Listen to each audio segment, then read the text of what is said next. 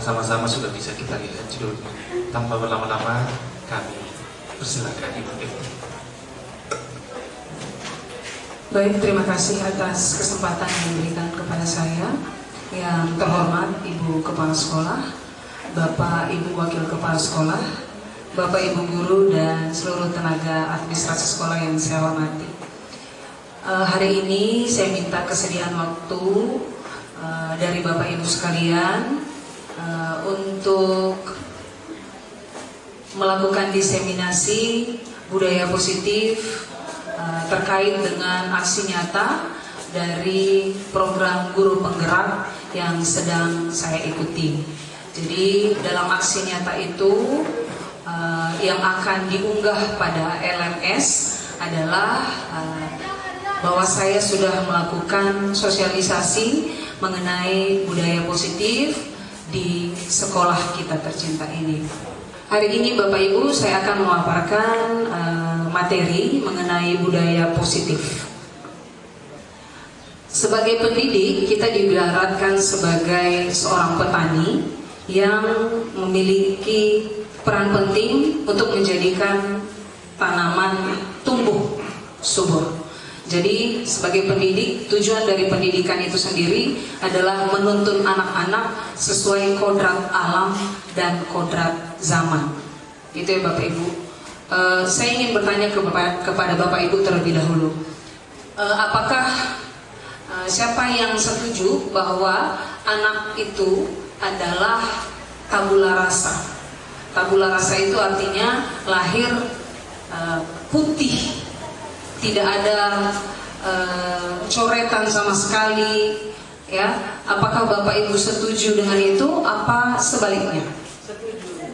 Setuju. Ada yang tidak setuju. Ternyata anak-anak bukan tabula rasa. Bukan tabula rasa. Anak-anak itu dari lahir sudah ada kodrat alamnya. Dia sudah berisi. Nah, guru berfungsi untuk menuntun hal itu supaya kodrat alamnya itu bisa tersalurkan. Maksudnya dia sudah bisa berkembang sesuai bakatnya. Jadi dia nggak polos, sudah ada isinya. Bapak Ibu, untuk itu ya, supaya anak-anak kita ini merdeka, kita bisa menuntun mereka sesuai kodrat alam dan kodrat zaman, maka yang perlu kita lakukan adalah menciptakan budaya positif. Kita menciptakan budaya positif di lingkungan sekolah. Saya akan baca pengertiannya. Budaya positif adalah nilai-nilai dan kebiasaan di sekolah yang berpihak pada peserta didik agar mereka dapat berkembang menjadi pribadi yang kritis, penuh hormat, dan bertanggung jawab. Jadi di sekitar kita, anak-anak ini kalau dia sudah tertekan belajar, itu pasti nggak ada keinginannya, motivasi intrinsik dari dalam dirinya untuk belajar, nggak ada. Dia mau belajar karena mungkin takut dihukum, gitu, ya, takut dimarahi. Jadi motivasinya itu semua dari luar, bukan dari dalam si anak. Dia mau belajar karena ingin memperoleh ilmu, bukan itu lagi motivasinya. Ya, motivasinya itu dari luar, dan itu nanti akan kita bahas bersama. Ini pertanyaan pemantik untuk kita hari ini. Yang pertama, hukuman dapat mendisiplinkan anak. Yang kedua, pemberian hukuman dengan hal positif seperti membaca atau membersihkan halaman sekolah dapat meningkatkan disiplin anak. Yang ketiga, memberi penghargaan dapat meningkatkan motivasi belajar anak. Bagaimana dengan pernyataan di atas? Apakah kita setuju atau tidak setuju? Setuju. Hukuman dapat mendisiplinkan anak. Itu ya. Kita setuju untuk itu Bapak Ibu? Oke. Yang kedua, pemberian hukuman dengan hal positif seperti baca atau bersihkan halaman sekolah itu dapat meningkatkan disiplin anak. Setuju? Tidak. Pak Gula nggak setuju lagi. Jangan, saya curiga jawabannya. Ya.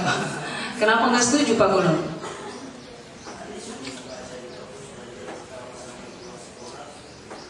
Oh iya Pak, iya betul. Kalau yang seperti itu tidak benar. Bersihkan halaman sekolah. Iya Pak.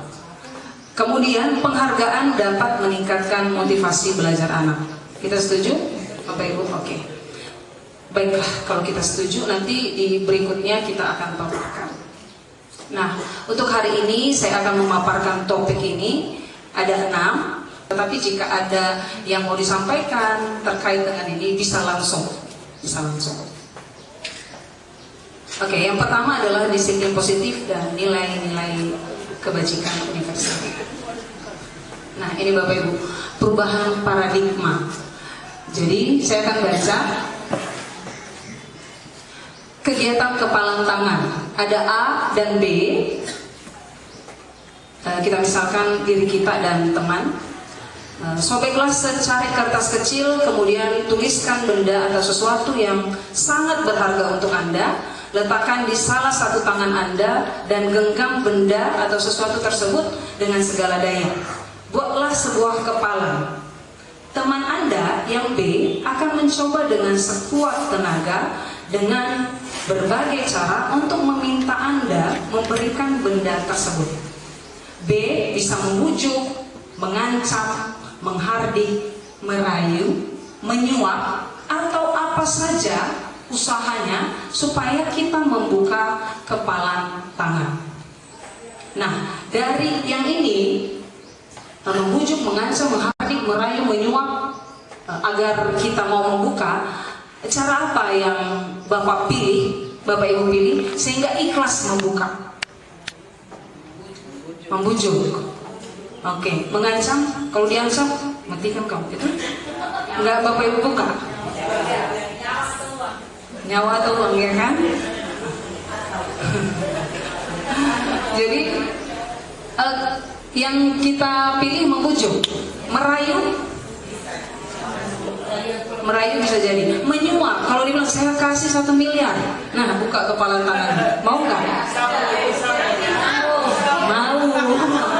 Ya, jadi ada banyak variasi yang membuat kita, ada banyak pilihan yang membuat kita akhirnya udahlah. Mungkin saja juga salah satu metode ini adalah karena kasihan. Dia udah merengek dari tadi, udahlah buka, akhirnya dibuka. Nah, dalam posisi itu siapa yang memegang kontrol? Yang mengepal atau yang merayu? Siapa yang pegang kontrol? Yang memegang, yang mengepalkan tangan, atau yang merayu, membujuk, mengancam dan sebagainya? Siapa? Yang mengepal, yang mengepal. Yang merayu, ada yang bilang yang merayu. Pak Siburian? Yang mengepal. Kenapa Pak? Kayaknya bisa yang merayap. Kenapa Pak? Iya kan, versi saya, karena bagaimanapun misalnya reaksi dari luar, kalau memang dari saya tidak, saya pikir akan tetap tidak. Itu alasannya. Oke. Ya, menurut Pak Siburian katanya biarpun dari luar mengancam ngasih uang 1 miliar, kalau aku nggak mau ya nggak bakal saya yang megang kontrol. Tergantung orangnya. Nah, pendapat yang lain yang tadi ya beda ya dari Pak Siburian. Merayu, kenapa Pak Ibu M Manal? Hampir salah saya kan Pak, tahu aja Pak. Tahu aja Pak. Sesama bahasa Indonesia. Jangan kalah dengan bahasa Indonesia. Sesama bahasa Indonesia. Terima kasih Bu. Kalau saya kepada orang yang merayu, kenapa? Sekeras-kerasnya manusia, dia punya hati nurani. Jadi dengan kita, posisi kita yang bisa mengetahui hatinya, apakah saya harus memilih untuk merayu, membujuk, atau kalau memang perlu, kalau memang saya butuh, apakah saya mengancam dia? Tapi apakah kalau memang saya sangat butuh, kayaknya saya perlu menyuap Anda, gitu.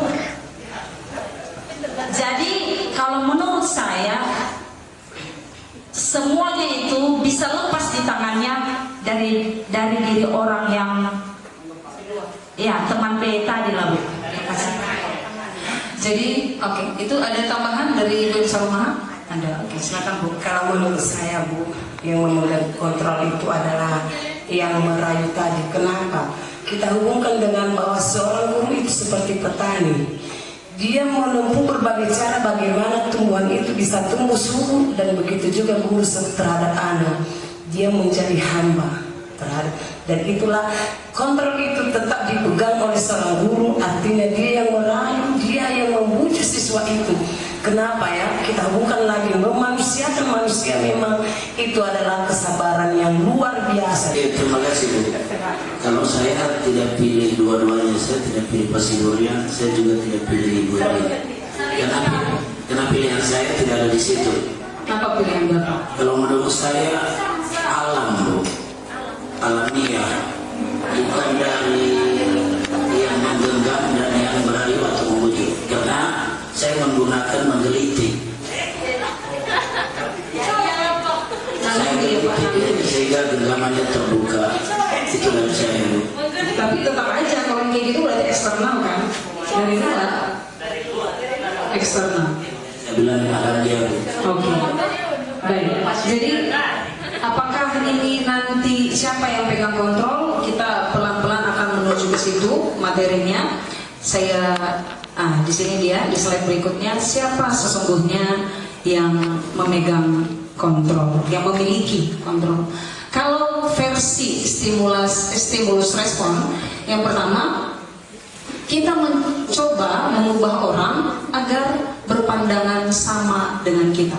Jadi supaya orang sama pendapatnya dengan kita, maka kita coba tadi membujuk, ya, mengancam supaya sama yang kita pikirkan dengan yang dia pikirkan. Sementara untuk teori kontrol, kita berusaha memahami pandangan orang lain tentang dunia. Jadi kalau untuk teori kontrol, kita biarkan orang, artinya setiap orang punya pandangan yang berbeda, maka kita maklumi bahwa dia punya pandangan yang berbeda dengan kita. Kemudian yang kedua, perilaku buruk dilihat sebagai suatu kesalahan. Itu untuk stimulus respon. Tetapi untuk teori kontrol, semua perilaku memiliki tujuan. Bahkan sesuatu yang kita lakukan, kita nggak suka melakukannya, itu ada tujuannya.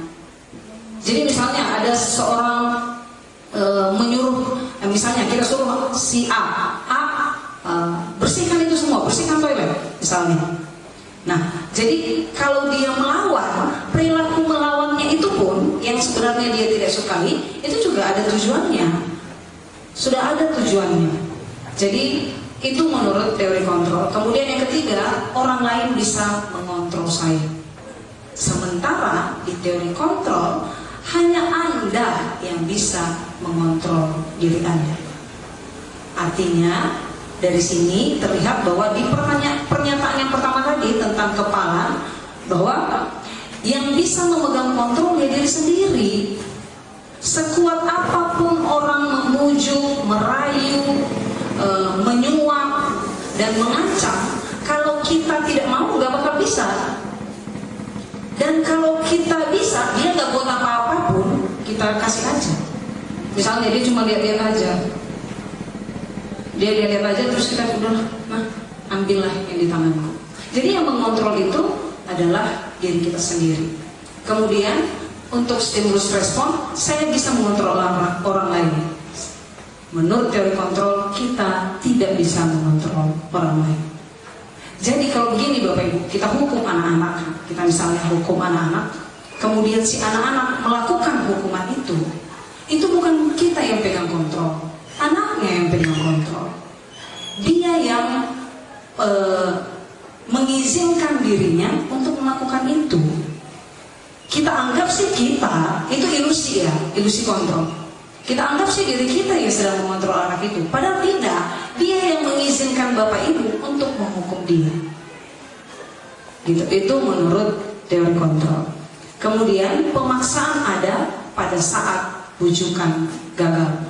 Kalau kita tadi sudah rayu, sudah berbagai cara yang baik-baik lah ya dilakukan, tapi ternyata si A tidak mau, maka jalan berikutnya yang lebih ekstrim adalah dengan memaksa, kita paksa dia. Gitu. Sementara menurut teori kontrol, kolaborasi dan konsensus menciptakan pilihan-pilihan yang baru. Artinya dengan kita buat kesepakatan, gitu ya, itu akan menciptakan pilihan baru bagi si anak. Nanti akan lanjutannya masih ada. Kemudian kalau untuk stimulus respon, model berpikirnya kalah menang, kau kalah saya menang. Gitu. Sementara kalau untuk teori kontrol itu dia model berpikirnya menang.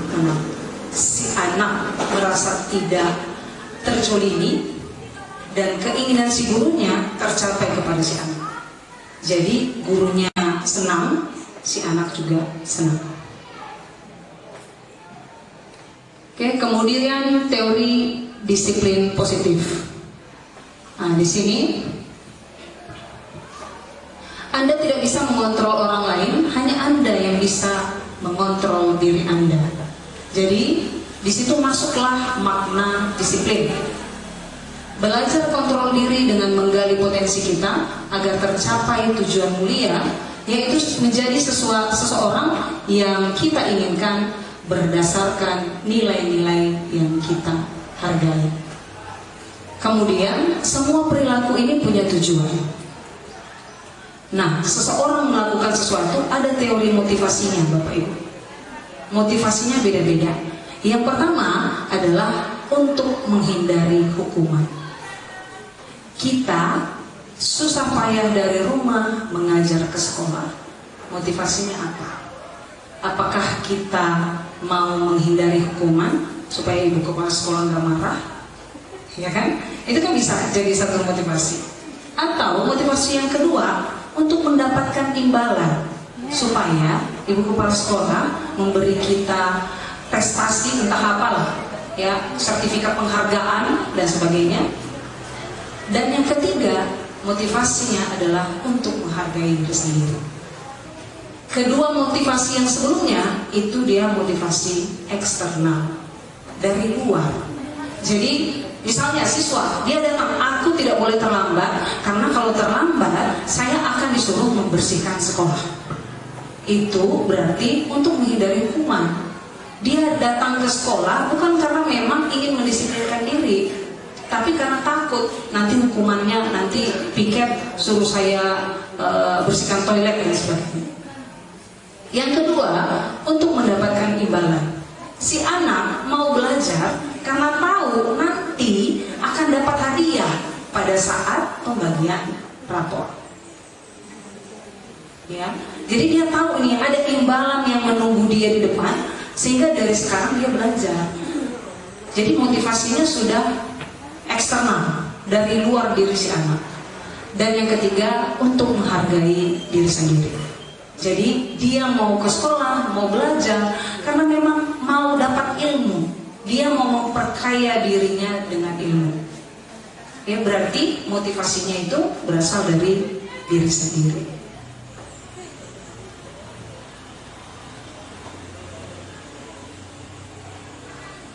Oke. Nah, tadi dari motivasi itu, maaf saya balikan ke belakang. Oke. Ini ada kaitannya, ya, kebutuhan manusia ini. Sebelumnya, ini nanti yang dua hal ini tentang posisi kontrol guru dan segitiga restitusi serta kebutuhan kita akan bahas di slide berikutnya. Nilai-nilai kebajikan universal. Jadi begini Bapak Ibu, tentang nilai kebajikan. Salah satu dari nilai kebajikan yang sekarang sedang dicanangkan oleh pendidikan kita adalah profil pelajar Pancasila. Ya, jadi ada 6 profil itu. Ada 6 profil pelajar Pancasila yang menjadi nilai-nilai kebajikan. Tetapi untuk setiap nilai kebajikan, Bapak Ibu, nilai kebajikan itu universal sifatnya, tidak membedakan suku, agama dan sebagainya. Kayak jujur, itu kan hampir semua lapisan itu setuju bahwa jujur itu adalah nilai kebajikan. Ya, jadi sekarang seperti yang dicanangkan oleh Kementerian Pendidikan, begitulah yang saya sampaikan. Nilai-nilai kebajikan yang ingin dicapai setiap anak Indonesia dengan yang kita kenal dengan profil pelajar Pancasila, yaitu beriman, bertakwa kepada Tuhan Yang Maha Esa dan berakhlak mulia, mandiri, bernalar kritis, berkebinekaan global, bergotong royong, dan kreatif. Jadi ini yang mau kita capai. Tujuan kita adalah yang ini, profil pelajar Pancasila.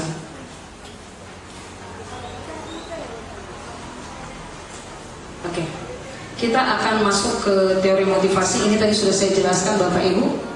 Ya, motivasi yang pertama tadi untuk menghindari hukuman. Biasanya akan muncul pertanyaan dari situ, apa yang terjadi bila saya tidak melakukannya? Gitu kan? Dia mau melakukan itu, tetapi karena apa? Supaya dia tidak dihukum. Pertanyaan yang muncul kalau dia ingin imbalan, apa yang saya dapatkan nanti kalau ini saya buat? Dan pertanyaan yang ketiga, saya akan menjadi orang yang seperti apa bila saya melakukannya? Jadi kalau dia belajar atas motivasi diri sendiri, dia pasti udah dapat jawabannya itu untuk yang ketiga. Nah, untuk kita sendiri juga pertanyaan itu berlaku.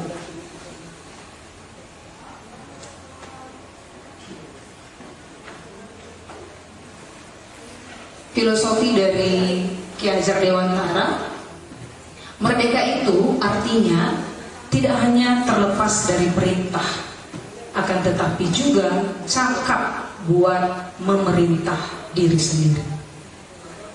Ya, Bapak Ibu. Jadi merdeka itu tidak hanya lepas dari perintah, ya, tetapi kita juga cakap, ya, untuk memerintah diri kita sendiri. Saya atau ke anak didik kita, saya ingin mengerjakan, saya ingin menjadi siswa yang seperti ini, maka dia harus memerintahkan dirinya sendiri. Saya sempat itu di beberapa kelas saya sampaikan, ada dua hal yang tidak bisa bersamaan jalannya, yaitu nyaman dan maju. Itu kayaknya udah saya sampaikan kemarin. Nyaman dan maju. Kalau kita mau maju, pasti nggak bakal nyaman. Ya, kalau mau maju itu pasti penderitaannya lebih banyak, tugasnya lebih banyak, double. Sementara kalau kita mau nyaman, maka nggak bakal maju. Kita ya ngapain aku tidur aja aku gitu. Ya, jadi dua hal itu memang tidak akan sejalan. Jadi dengan memerintahkan diri kita sendiri, berarti saat itu kita juga sudah merdeka. Nah, ini topik yang tadi, dihukum oleh penghargaan. Menurut Bapak Ibu tadi waktu saya tanyakan, Bapak Ibu bilang bahwa Bapak Ibu setuju kalau penghargaan itu akan meningkatkan motivasi belajar siswa, ya kan? Tadi Bapak Ibu sudah sampaikan, ya. Tadi Bapak Ibu bilang setuju. Nah, penghargaan berlaku sama dengan hukuman. Kita membuat penghargaan itu sama halnya sedang menghukum si anak tanpa kita sadari. Dalam arti meminta atau membujuk seseorang melakukan sesuatu untuk memenuhi suatu tujuan tertentu dari orang yang meminta. Dorongannya eksternal dan akan ada faktor ketergantungan. Jadi yang pertama, jika kita memberi penghargaan, ya, penghargaan itu menurunkan pengaruh jangka panjangnya dan jangka pendek. Penghargaan menghukum, penghargaan mengurangi ketepatan, penghargaan tidak efektif, penghargaan merusak hubungan, penghargaan menurunkan kualitas, penghargaan mematikan kreativitas, penghargaan mengurangi motivasi intrinsik. Jadi selama ini kita menganggap bahwa penghargaan itu bagus. Tidak apa-apa sebenarnya Bapak Ibu memberikan penghargaan. Tetapi anak itu tidak tahu kalau dia akan diberi penghargaan. Jadi kalau dari awal dia sudah tahu bahwa dia akan diberi penghargaan, maka motivasinya sudah beda. Ya, jadi lebih bagus bentuknya adalah ketika sudah selesai semua, silakan diapresiasi. Tapi diapresiasinya itu ya per anaknya, anak-anak kan beda. Misalnya si hari ini dia nggak terlambat, kamu hari ini nggak terlambat ya. Hari ini apresiasinya untuk si A. Besok gantian, apresiasinya untuk si B. Tugasmu sudah selesai tepat waktu, luar biasa kau. Akhirnya kamu bisa menyelesaikan tepat waktu. Jadi artinya untuk apresiasi bisa, penghargaan bisa, tetapi anak tidak tahu bahwa kita akan memberikan itu. Kemudian, nah ini Bapak Ibu, tindakan guru. Jadi kita akan diskusi, ya. Saya akan tanya ke Bapak Ibu. Di sini tindakan gurunya yang pertama, mencatat 100 kali di dalam buku kalimat, saya tidak akan terlambat lagi karena terlambat ke sekolah. Ini hukuman atau konsekuensi? Hukuman atau konsekuensi? Oke, ada yang jawab konsekuensi, ada yang jawab hukuman. Nanti kita akan lihat. Berikutnya, lari mengelilingi lapangan basket 2 kali karena terlambat hadir di sekolah. Hukuman atau konsekuensi? Hukuman. Ada yang murid diminta merupakan tugas dari modul 1.4 ini bagi kami. Dan itu juga sudah ada videonya untuk model segitiga restitusi.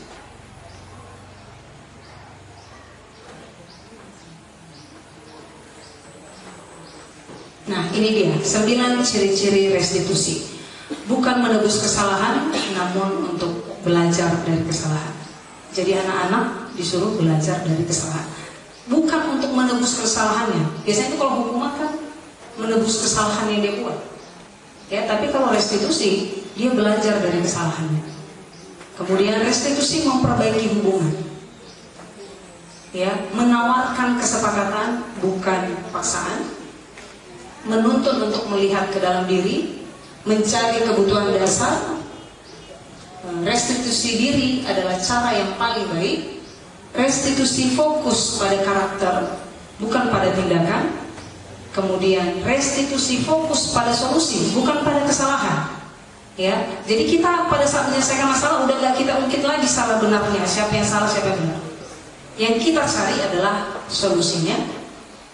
Dan yang ke-9, restitusi mengembalikan murid yang berbuat salah pada kelompoknya.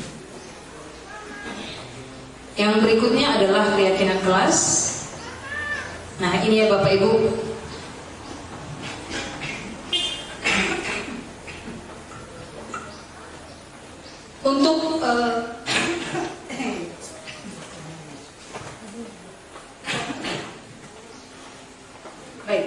Untuk keyakinan kelas, ini tadi saya katakan bahwa kalau keyakinan kelas ini disepakati oleh semua orang, gitu ya. Misalnya, ini saya ada contoh. Mengapa kita memiliki peraturan harus menggunakan helm bila mengendarai kendaraan roda 2? Apa keyakinan kita di situ Bapak Ibu? Karena kalau tidak pakai helm maka ditilang. Gitu. Apa ada lagi? Iya, kalau terjadi kecelakaan bisa fatal. Berarti yang menjadi keyakinan kita bahwa keselamatan itu penting. Nah, itu keyakinan. Ya, artinya biarpun ada sanksi-sanksinya, ada hukumannya, yang kita yakini adalah bahwa itu memang akan efek buruknya ke diri kita. Gitu. Jadi itu sebabnya kita pakai helm. Berarti motivasinya supaya kita selamat sepanjang jalan. Nah, berarti itu motivasinya dalam diri. Kemudian yang kedua, mengapa kita memiliki peraturan 3M? Menggunakan masker, mencuci tangan, menjaga jarak 1,5 meter. Itu karena apa? Seperti saya sekarang kan Bapak Ibu sedang bantu. Ya.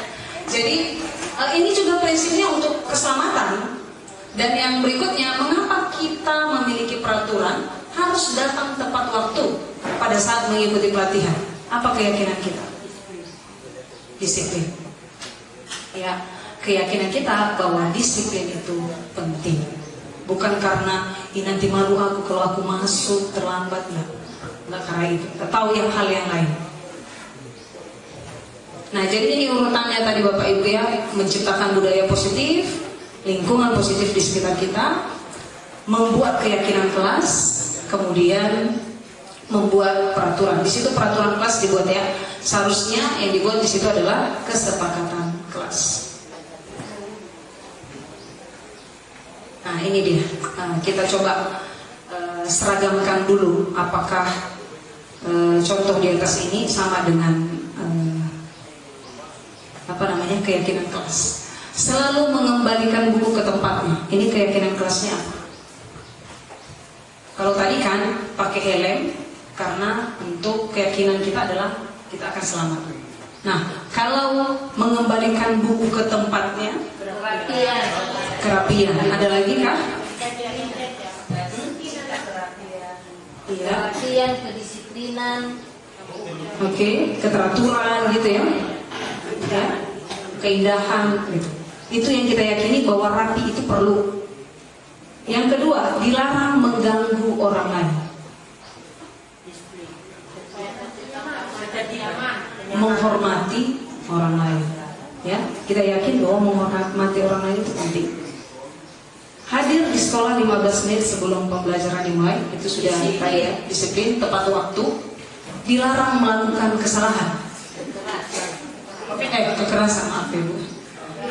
Dilarang melakukan kekerasan. Menyayangi sama, menghargai. Dilarang menggunakan narkoba. Jaga Kesehatan, keamanan, ya kan? Maka polisi kan lumayan.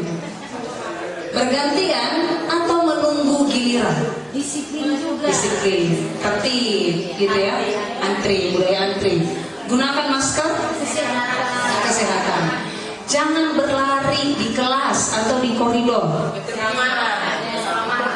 Keselamatan juga masuk. Keamanan.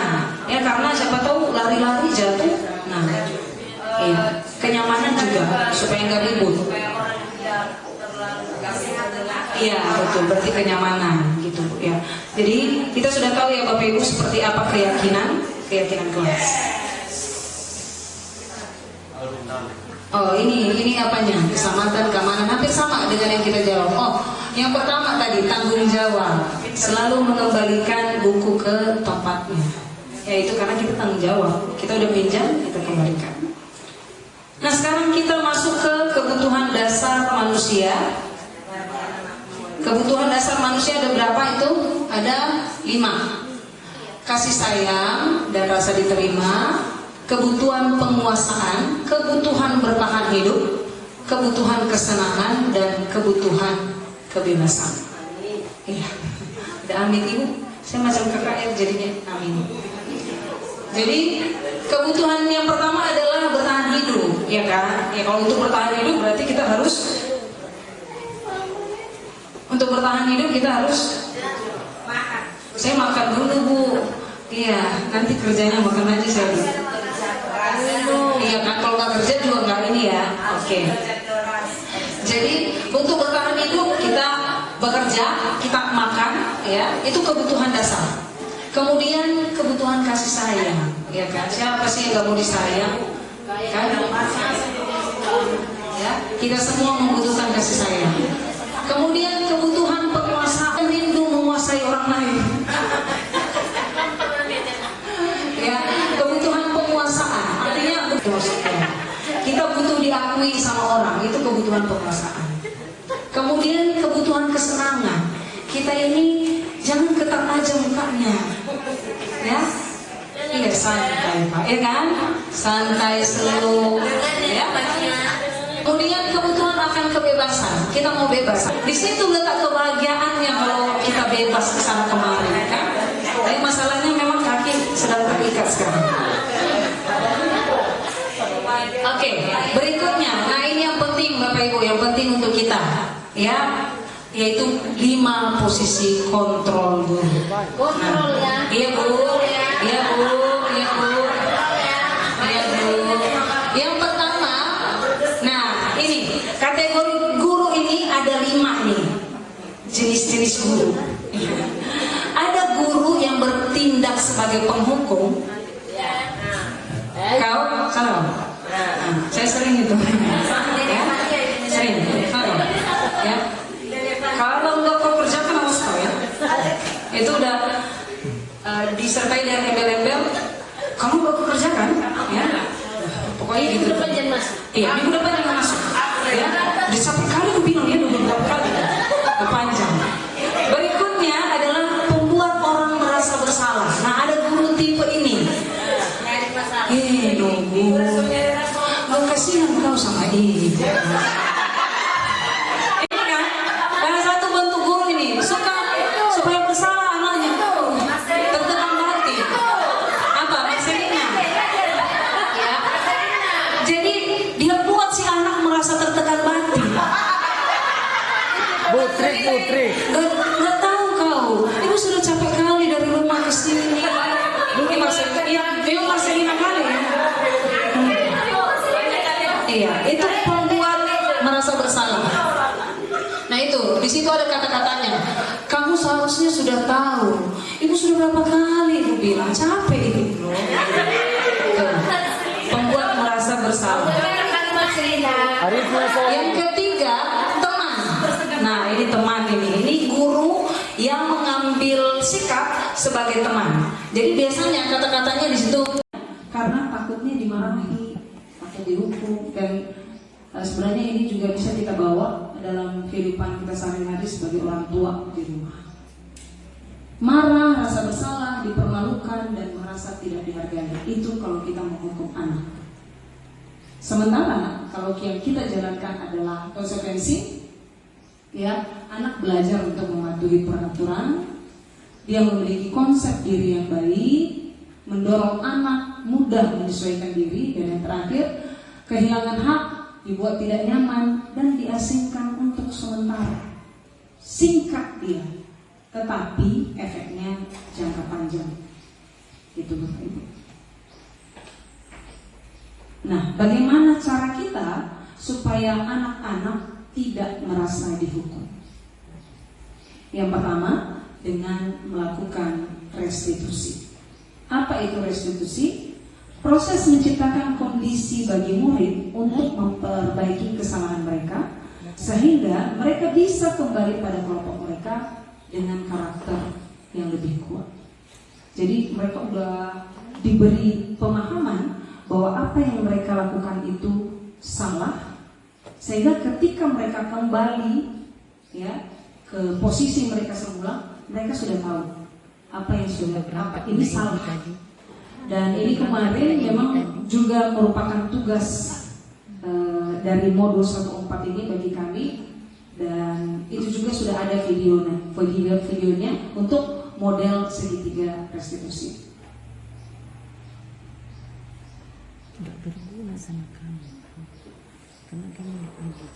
Nah ini dia 9 ciri-ciri restitusi. Bukan menebus kesalahan, namun untuk belajar dari kesalahan. Jadi anak-anak disuruh belajar dari kesalahan, bukan untuk menebus kesalahannya. Biasanya kalau hukuman kan menebus kesalahan yang dia buat, ya. Tapi kalau restitusi, dia belajar dari kesalahannya. Kemudian restitusi memperbaiki hubungan, ya, menawarkan kesepakatan bukan paksaan, menuntut untuk melihat ke dalam diri, mencari kebutuhan dasar. Restitusi diri adalah cara yang paling baik. Restitusi fokus pada karakter, bukan pada tindakan. Kemudian restitusi fokus pada solusi, bukan pada kesalahan. Ya, jadi kita pada saat menyelesaikan masalah udah nggak kita ungkit lagi salah benarnya, siapa yang salah, siapa yang benar. Yang kita cari adalah solusinya. Dan yang ke-9, restitusi mengembalikan murid yang berbuat salah pada kelompoknya. Yang berikutnya adalah keyakinan kelas. Nah ini ya Bapak Ibu,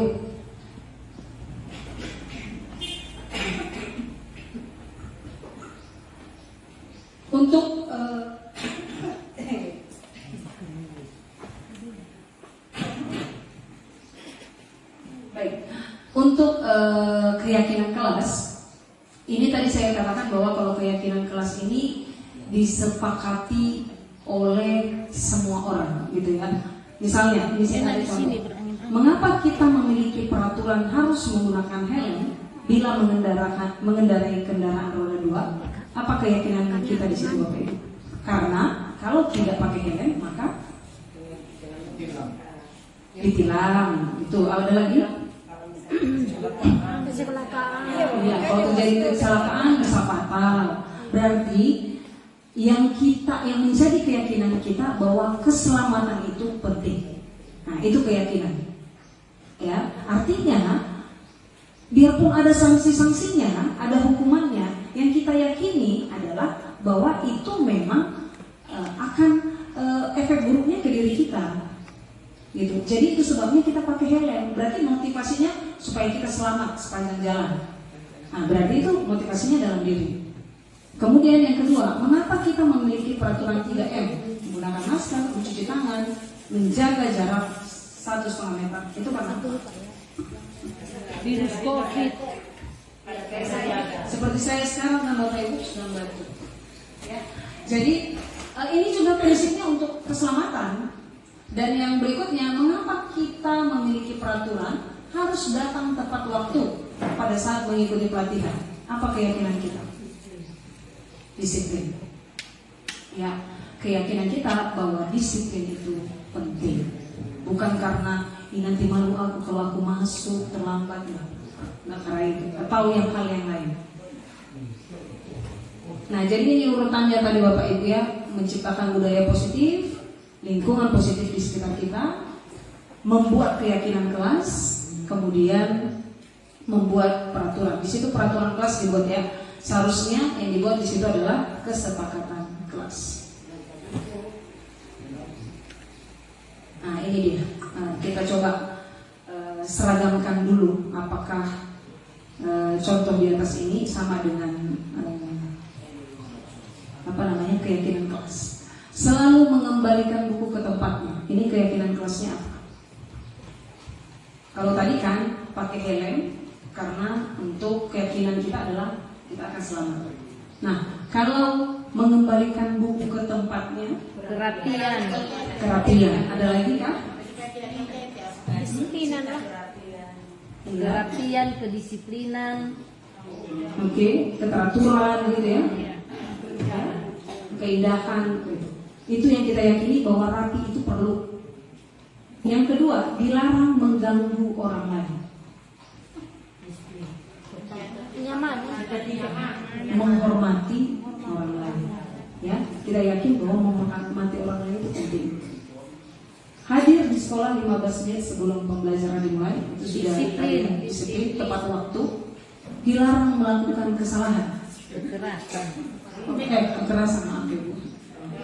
Dilarang melakukan kekerasan.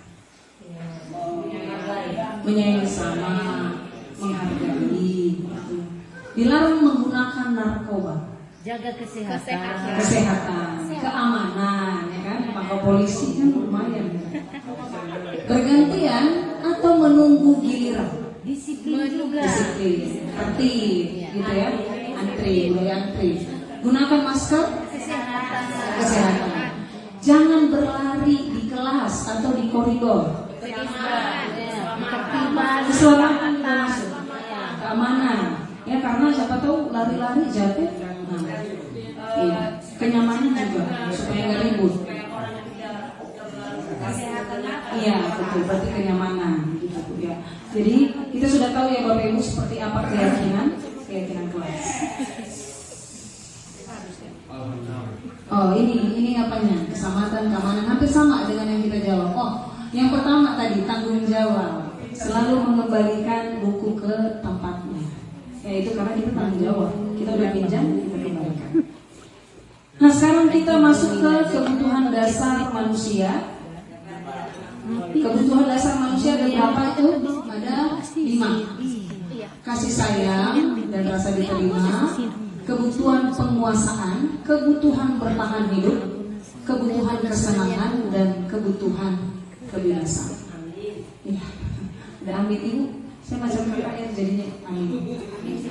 Jadi kebutuhan yang pertama adalah bertahan hidup, ya kan? Ya, kalau untuk bertahan hidup berarti kita harus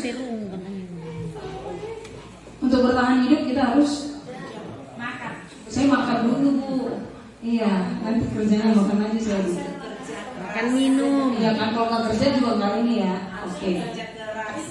Jadi untuk bertahan hidup kita bekerja, kita makan, ya itu kebutuhan dasar. Kemudian kebutuhan kasih sayang. Ya kan, siapa sih yang nggak mau disayang?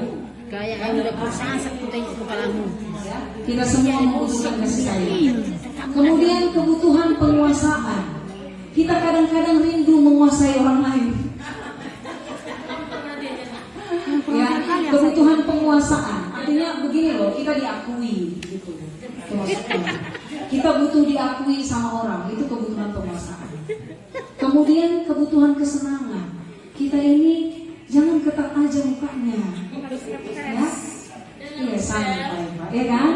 Santai slow. Ya. Harus ada sukacita. Ini ya. Kemudian kebutuhan akan kebebasan. Kita mau bebas. Anak-anak kayak anak TK, biarpun anak-anak TK kita bilang ini main lada rogo. Padahal kita juga butuh main lada. Iya, di situ letak kebahagiaannya kalau minta bebas sana kemari. Ya. Dan masalahnya memang kaki sedang terikat sekarang. Oke, berikutnya. Nah ini yang penting Bapak Ibu, yang penting untuk kita. Ya, yaitu 5 posisi kontrol Bu. Kontrol ya. Iya Bu, iya Bu, iya Bu, iya Bu. Yang pertama, nah ini kategori guru ini ada 5 ini jenis-jenis guru. Ada guru yang bertindak sebagai penghukum. Kau salah. Saya sering gitu. Ya? Sering. Salah. Ya. Kalau nggak kau kerjakan harus kau ya. Itu udah disertai dengan embel-embel. Kamu nggak kau kerjakan, ya. Pokoknya Ini gitu. berapa jam masuk? Iya, ini berapa yang masuk? Ya. Dan sampai kali aku bilang ya, udah beberapa kali. Berpanjang. Berikutnya adalah pembuat orang merasa bersalah. Nah, ada guru tipe ini. Lo kasihan kau sama ini. Ini kan, ada satu bentuk guru ini supaya bersalah anaknya. Tertekan hati. Apa masalahnya? Ya. Jadi dia buat si anak merasa tertekan batin. Butrik. Nggak tahu kau. Aku sudah capek kali dari rumah ke sini. Masih 5 kali ya. Iya, itu membuat merasa bersalah. Nah itu, di situ ada kata-katanya. Kamu seharusnya sudah tahu. Ibu sudah berapa kali ibu bilang, capek ibu. Membuat merasa bersalah. Yang ketiga, teman. Nah ini teman ini. Ini guru yang mengambil sikap sebagai teman. Jadi biasanya kata-katanya di situ, ayolah untuk ibu lakukanlah untuk ibu. Gitu kan? Masa nggak mau? Ibu kan udah pernah bantu kau. Bantulah ibu sekarang. Gak sayang kau sama ibu. Gak sayang kau sama ibu. Itu untuk teman. Ada tipe pemantau. Nah, pemantau ini biasanya bergerak berdasarkan data. Nggak ada saya sebut ya. Biasanya bergerak berdasarkan data. Kau tahu apa peraturan sekolah? Jam berapa sekarang? Jam berapa kelas? Minggu yang lalu kok begini. Minggu lalu yang kayak begini. Peraturan sekolah nomor berapa ini? Biasanya dia geraknya berdasarkan data yang ada. Jadi dia tipe pengingat ini. Dia hafal semua data itu. Sehingga begitu ada yang lakukan kesalahan disebutnya satu-satu. Terus dikiranya sidang dewan guru. Dan yang terakhir adalah posisi manajer. Pimpinan ya. Manajer ini begini, ini yang posisi yang paling bagus ya Bapak Ibu. Posisi paling bagus. Kalau jadi manajer, pertanyaannya begini. Mana ini? Oh bukan, di situ nggak ada. Guru berkata, nah apa yang kamu yakini? Kamu sadar nggak yang kamu buat ini salah? Bagaimana caranya supaya kesalahan ini nggak kamu buat lagi? Iya, dia tidak membuat si anak merasa bersalah. Nah, jadi Bapak Ibu, waktu saya ditanya tentang ini, kalau Ibu Simila, Ibu Frida masuk kategori apa? Saya masuk kategori penghukum dan teman. Oh, berarti Ibu tipe teman yang suka menghukum ya? Tipe teman yang suka menghukum. Jadi rata-rata memang jawabannya ke situ. Padahal bisa jadi kita juga sering jadi manajer, tapi nggak tahu, nggak sadar kalau saat itu kita sedang manajer dalam posisi kontrol sebagai manajer. Tapi memang harus kita akui Bapak Ibu, yang tipe penghukum ini masih ada jiwanya dalam diri kita, ya kan? Kita memang berusaha hanya kita singkir-singkirkan itu, tetapi ada saja ketemu saatnya. Ya, itu nggak bisa kita simpan lagi, maka kita salurkanlah bakat kita. Ya, padahal posisi kontrol yang paling bagus bagi seorang guru adalah sebagai manajer. Nah, kalau kita ambil posisi penghukum dan pembuat merasa bersalah, identitas anaknya gagal.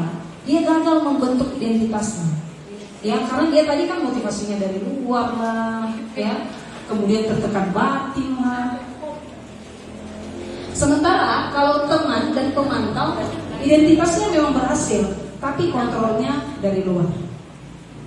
Ya, karena jadi dia bergantung jadinya. Di sini dibuat ya, kalau kita ambil posisi sebagai teman, ya, si anak jadi lemah, tidak mandiri, tergantung. Jadi dalam pikiran dia, bapak itu lah supaya nggak dihukum.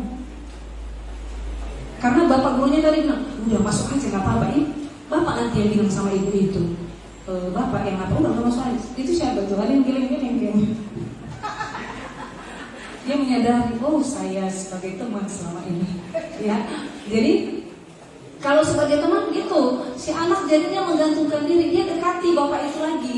Bapak, ibu, bapak jangan ini ya. Dekati ibu itu lagi, Bu.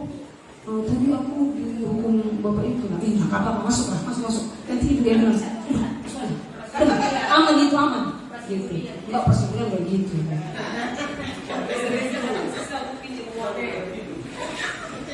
Bapak teh, enggak lah. Enggak tahu ya. Nah ini dia pertanyaan-pertanyaannya. Padahal sebenarnya ini kosong ya, biar bisa begini. Iya, langsung terjawab. Saya kecewa sekali dengan kamu. Nah, itu biasanya pertanyaan khusus dari seorang pembuat merasa bersalah. Kecewa sekali itu.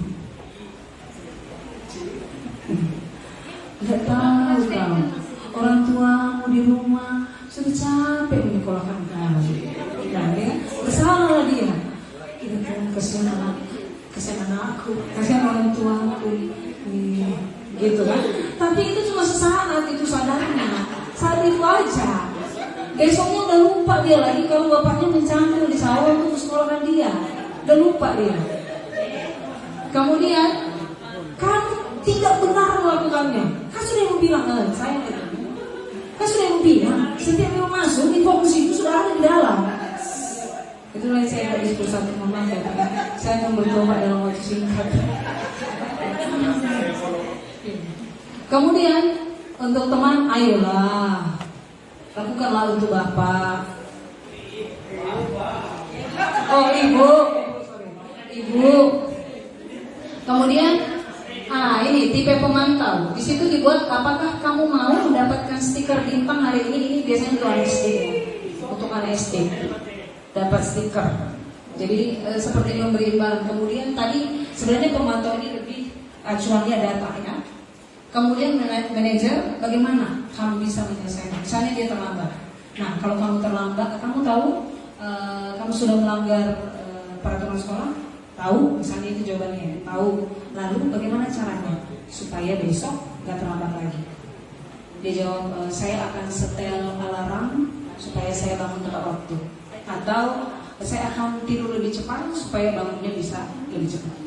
Jadi si anak yang kita biarkan untuk cari solusi, bukan kita arahkan dia untuk cari solusi, sehingga Karena dia sendiri yang cari solusi, harapannya dia akan bisa mengerjakan hal itu dalam jangka waktu yang lama.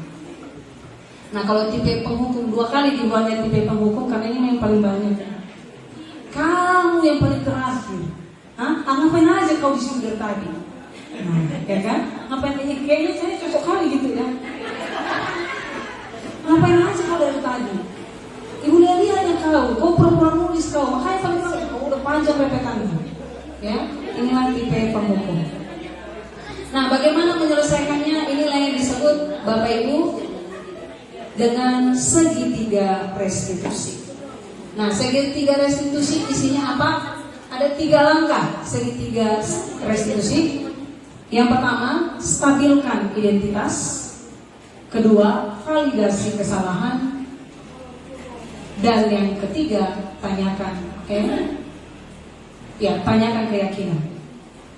Yang pertama, untuk si anak, kita ambil satu kasus aja ya. Si anak misalnya terlambat, gitu ya, terlambat masuk ke kelas. Untuk itu kita stabilkan dulu identitasnya. Kita bilang, semua anak, semua orang pasti buat kesalahan. Ibu juga pernah nggak? Kamu pernah lihat ibu terlambat kan? Ya, kita stabilkan identitasnya. Jadi supaya dia tahu bahwa dia tidak sendiri melakukan kesalahan, gitu ya. Kemudian masuk ke step kedua, yaitu validasi itu kebutuhan dibuat ya.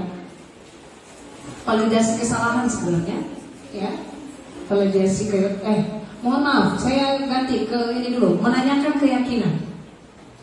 Kita tanya si anaknya, dia tadi kasusnya terlambat kan, kita tanya, kira-kira yang kamu lakukan ini benar atau tidak? Hal apa yang sudah kamu langgar? Gitu ya Bapak Ibu. Kamu pasti masuk ke validasi kebutuhan. Kamu pasti punya alasan tertentu kenapa kamu terlambat. Adakah cara yang lebih efektif supaya kesalahan ini tidak terulang di kemudian hari? Ya, jadi si anak kita sudah nggak fokus lagi kepada terlambatnya, tapi kita mau antar si anak supaya dia bisa menyelesaikan masalahnya. Nah ini dia, kalau stabilkan identitas, pertanyaannya seperti ini. Berbuat salah itu hal yang manusiawi, tidak ada yang sempurna. Bapak Ibu juga buat salah, tapi kita pasti bisa menyelesaikan masalah ini. Ya, Bapak Ibu tidak tertarik mencari tahu siapa yang benar, siapa yang salah, tetapi lebih tertarik untuk menyelesaikan masalah. Kalau kamu menyalahkan dirimu sendiri terus-menerus, apakah kamu bersikap baik kepada dirimu sendiri? Kalau untuk validasi kebutuhan, si gurunya berkata, kamu bisa saja melakukan hal yang lebih buruk, tapi kamu tidak melakukannya. Kamu pasti punya alasan mengapa kamu melakukannya. Apakah kamu bisa melakukan dengan lebih baik besok? Artinya pada step-step ini, ya, pada step-step ini anak-anak kita sadarkan akan kesalahannya. Dan yang terakhir adalah menanyakan keyakinan. Apa yang kita percaya di sekolah kita? Dia pasti jawab, di sekolah kita itu bahwa tepat waktu itu perlu. Sama seperti keyakinan kelas tadi ya.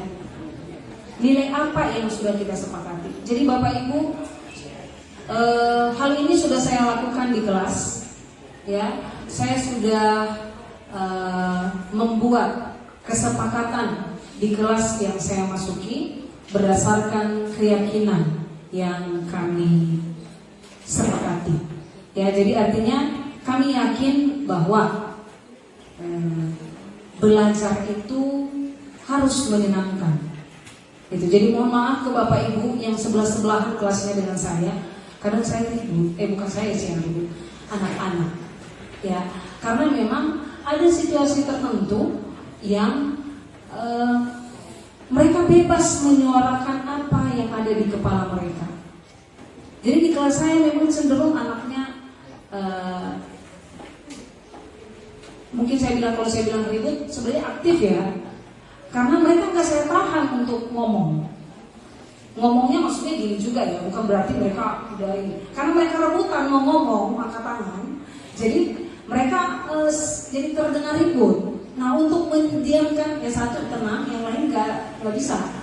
Jadi kadang makanya kami buat kesepakatan bahwa ya bicara bergantian itu perlu. Kita harus menghargai orang lain.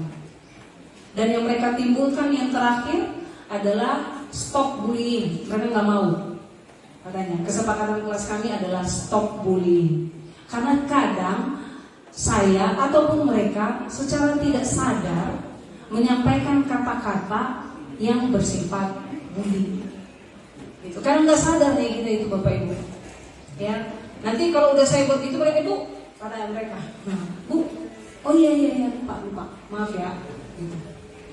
Jadi satu lagi kesepakatan kelas kami, tadi belajar menyenangkan, hadir tepat waktu, tugas diselesaikan tepat waktu. Jadi kesepakatan itu sudah kami laksanakan di kelas, ya, sudah kami laksanakan, dan anak-anak itu bahkan sepakat untuk menentukan konsekuensinya.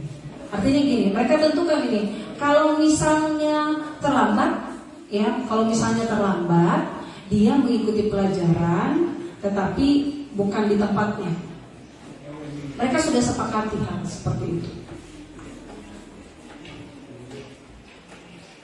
Oke Bapak Ibu, demikian saja yang saya sampaikan terkait dengan budaya positif. Semoga apa yang sudah saya sampaikan bisa mengubah sedikit saja paradigma kita tentang bagaimana kita memperlakukan siswa, baik di kelas kita sendiri atau bahkan kepada anak-anak kita. Demikian yang saya sampaikan. Jika ada yang perlu ditanggapi terkait dengan hal ini, dipersilahkan Bapak Ibu. Kita aplaus Ibu ini.